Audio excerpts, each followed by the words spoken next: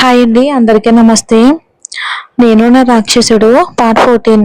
మిహిరా నిజం చెప్పేసరికి షాక్ అవుతుంది దీప. ఏమంటున్నావు మిహిరా? నువ్వు రణవ్ సార్ గర్ల్ ఫ్రెండ్ కాదా? మరి గర్ల్ ఫ్రెండ్ అని నాకెందుకు చెప్పావు? అవును, నీకు నేను అబద్ధం చెప్పాను. అసలు ఏమైంది అంటే, నేను ఒక గ్యాంగ్ నన్ను ర్యాగింగ్ చెయ్యాలి అని చూసింది. వాళ్ళ నుంచి తప్పించుకోవాలి అని రణవ్ సార్ పేరు చెప్పాను అని జరిగిన విషయం మొత్తం చెప్తుంది దీపకి మిహిరా.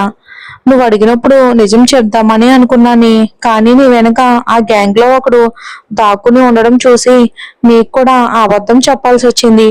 నిజం ఏమిటంటే, అసలు నేను రణవ్ సార్ గర్ల్ ఫ్రెండ్నే కాదు. అసలు మాకు ఇంతవరకు పరిచయమే లేదు. పరిచయం లేకుండా అంత ధైర్యంగా రణవ్ సార్ దగ్గరికి వెళ్ళి ఎలా ప్రపోజ్ చేసావు మిహిరా? నిజంగా నాకు తెలీదు. వాళ్ళు ప్రపోజ్ చేయమని చెప్పింది రణవ్ సార్ కని. ఎవరో అబ్బాయి చూడడానికి ఇన్నోసెంట్ గా చాలా బాగున్నాడని ఏదో అలా ప్రపోజ్ చేసేసని. ఏంటి, రణవ్ సార్ నీ కంటికి ఇన్నోసెంట్ గా కనిపించారా? నీకేమీ సైట్ ఏది లేదు కదా? తన కంటి చూపుతోనే అందరినీ భయపెట్టే రణవ్ సార్ నీకెలా ఇన్నోసెంట్ గా కనిపించాడు మిహిరా? దానికి ఆశ్చర్యంగా అడుగుతుంది దీప.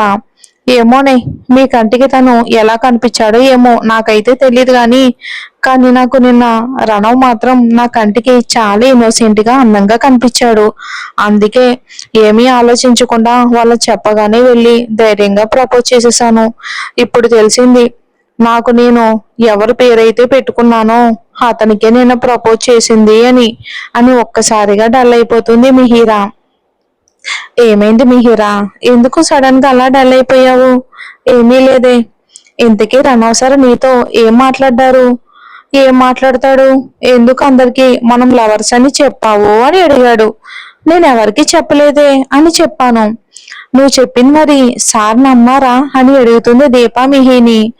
లేదు, నమ్మలేదు. నువ్వు కాకపోతే ఇంకెవరు చెప్పుంటారు అని గొడవ వేసుకోవాలని చూశాడు. చివరికి నాతో మాట్లాడి వాదించలేక నీకు నచ్చినట్టు చెప్పుకో, ఐ డోంట్ కేర్ అని చెప్పేశారు. అంతేనా? అంతేనా ఏంటే బాబు? మేము మాట్లాడుకున్న టైంలోని ప్రిన్సిపల్ సార్ లైబ్రరీ దగ్గరకు వచ్చారు. దేవుడా, ప్రిన్సిపల్ సార్ వచ్చారా? మరి మీ ఇద్దరిని చూసేశారా అని అడుగుతుంది దీప ఆతృతగా. లేదే,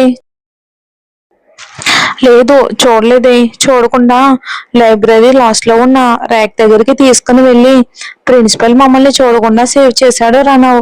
లేకుంటే ఇద్దరం ఆయన దగ్గర బుక్ అయ్యే వాళ్ళం. మీ అదృష్టం బాగుంది. నేను అదే అనుకుంటూ ఉన్నా. ప్రిన్సిపల్ సార్ వెళ్ళాక ఇంకెప్పుడు నాకు కనిపించొద్దని వార్నింగ్ ఇచ్చి పంపించాడు రణవ్. పోనీలే, వార్నింగ్ ఇచ్చి వదిలేశాడు రణవ్ సార్. అసలు మీ గురించి కాలేజ్ మొత్తం ప్రచారం చేసింది ఎవరై ఉంటారే మిహిరా అని అడుగుతుంది దీప. ఏమోనే, అదెవరో నాకు తెలిస్తే నీ బాధ అంతా ఎందుకుంటుంది చెప్పు. మా గురించి ప్రచారం చేసిన వాడు ఎవరో తెలియాలి.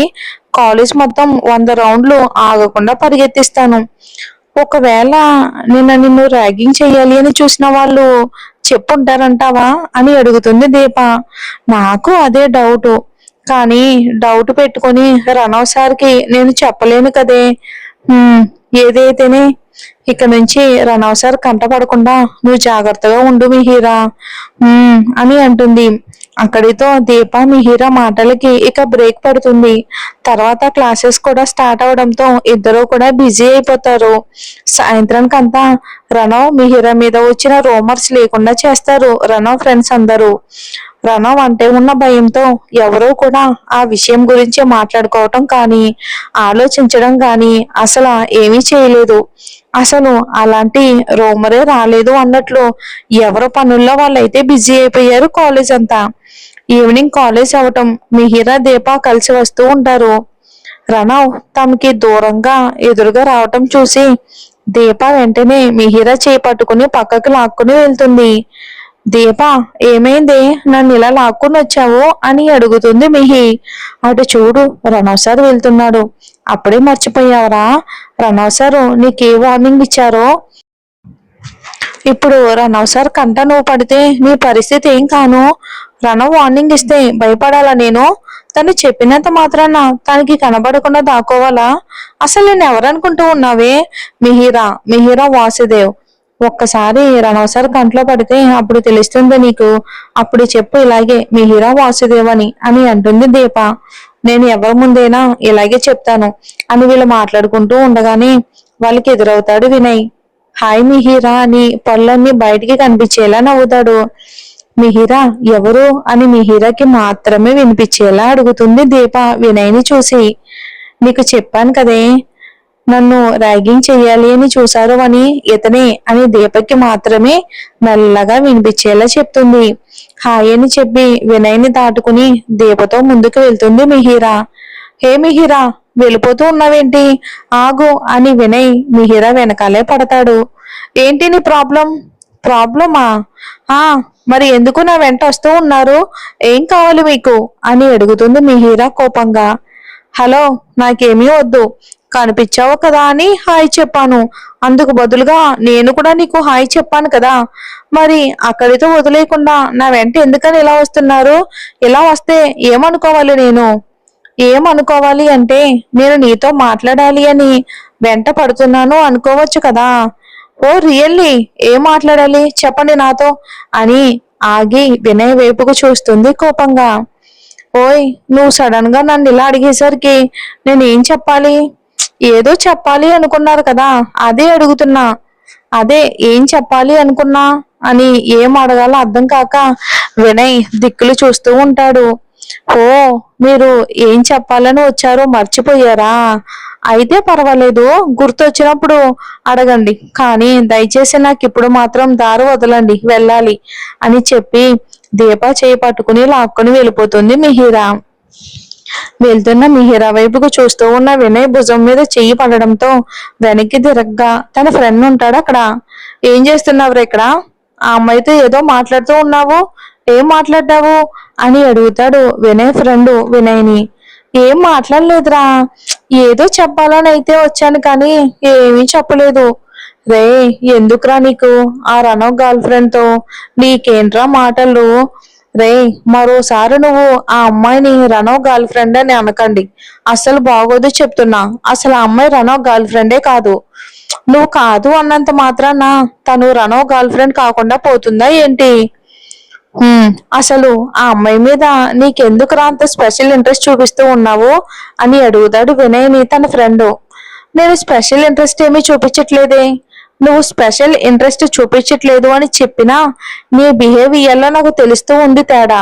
ఒరేయ్ జాగ్రత్తరా, అసలే తను రణో గర్ల్ ఫ్రెండ్. ఒకవేళ ఏదైనా తేడాగా జరిగితే రణో చేతిలో నీ చాప్టర్ క్లోజ్ అవుతుంది.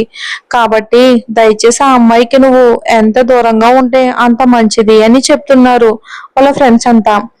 ఇక దీప మిహిరా కాలేజ్ బయటకు వచ్చేసరికి శ్రద్ధ వచ్చి ఉండడంతో దీపకి బాయ్ చెప్పేసి బైక్ ఎక్కుతుంది. మిహిరా ఇద్దరు కూడా ఇంటికి చేరుకుంటారు.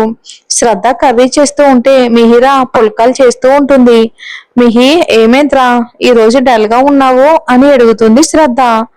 డల్ అవనా? అలా ఏం లేదక్క, రోజులాగానే ఉన్నాను. లేదు లేదు, రోజు కాలేజ్ నుంచి ఇంటికి రాగానే కాలేజ్ విషయాలు చెప్పే నువ్వు ఈ రోజు సైలెంట్ గా ఉంటే డౌట్ వచ్చింది. ఏం లేదక్క, ఈ రోజు చెప్పేదానికి ఏమీ జరగలేదు కాలేజ్ లో, అందుకే ఏం చెప్పలేదు. అంతేనా?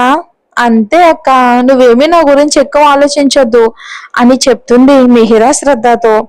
మరి ఈ విషయం ఎక్కడి వరకు వెళ్తుందో చూద్దామండి. అసలు మరి పాస్ట్ లో ఇలా ఉంటే ప్రెజెంట్ లో వీళ్ళు ఎందుకు అలా అంత భద్ర శత్రువుల కింద ఉన్నారు? మరి ఏం జరుగుతుందో చూద్దాం వచ్చే ఎపిసోడ్ లో. స్టోరీ నచ్చితే లైక్ చేసి హైప్ అనే ఆప్షన్ ని క్లిక్ చేయండి. Thanks for watching.